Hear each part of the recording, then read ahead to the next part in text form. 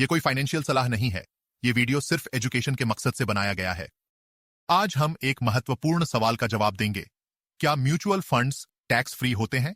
अगर आप mutual funds में निवेश कर रहे हैं या इसकी योजना बना रहे हैं, तो यह समझना जरूरी है कि म्यूचुअल फंड्स पर टैक्स कैसे लगता है। तो चलिए इसे विस्तार से जानते हैं। साधारण जवाब है नहीं। म्यूचुअल फंड से कमाई गई इनकम, चाहे वह कैपिटल गेन हो या डिविडेंड, टैक्सेबल होती है। हालांकि कुछ टैक्स सेविंग म्यूचुअल फंड्स जैसे ELSS equity linked saving scheme आपको टैक्स में छूट का फायदा देते हैं।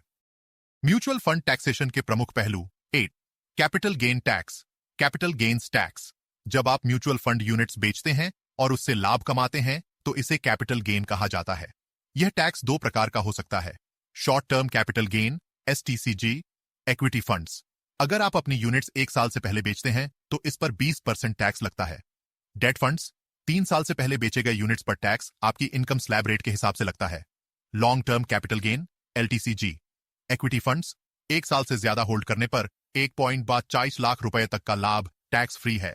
इसके ऊपर 12.5% टैक्स लगेगा।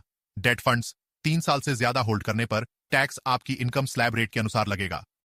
पहले dividend per dividend distribution tax DDT लगता था, लेकिन 2020 के वित्त अधिनियम के बाद डिविडेंड को सीधे निवेशक की इनकम में जोड़ा जाता है और टैक्स आपकी इनकम स्लैब के अनुसार लगता है। अगर एक वित्तीय वर्ष में आपको 5,000 रुपए से ज्यादा का डिविडेंड मिलता है तो उस पर 10% TDS tax deducted at source लागू होता है।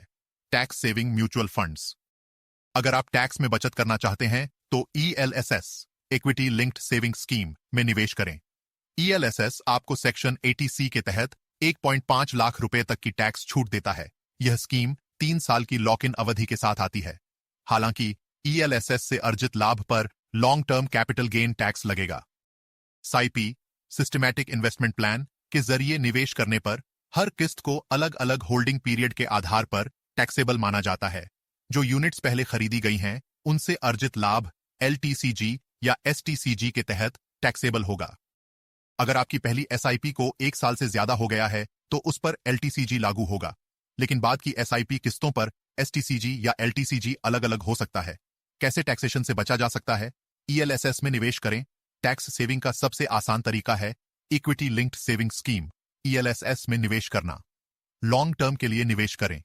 इक्विटी फंड्स को लंबे समय तक होल्ड करने पर टैक्स कम लगता है। सही प्लानिंग करें। अपने फाइनेंशियल गोल्स और इनकम स्लैब के अनुसार निवेश का प्लान बनाएं। म्यूचुअल फंड्स में निवेश करने से पहले टैक्सेशन के नियमों को अच्छे से समझें। डिविडेंड इनकम और कैपिटल गेन दोनों टैक्सेबल हैं। टैक्स सेविंग का पूरा फायदा उठाने के लिए ELSS जैसे फंड्स का उपयोग करें।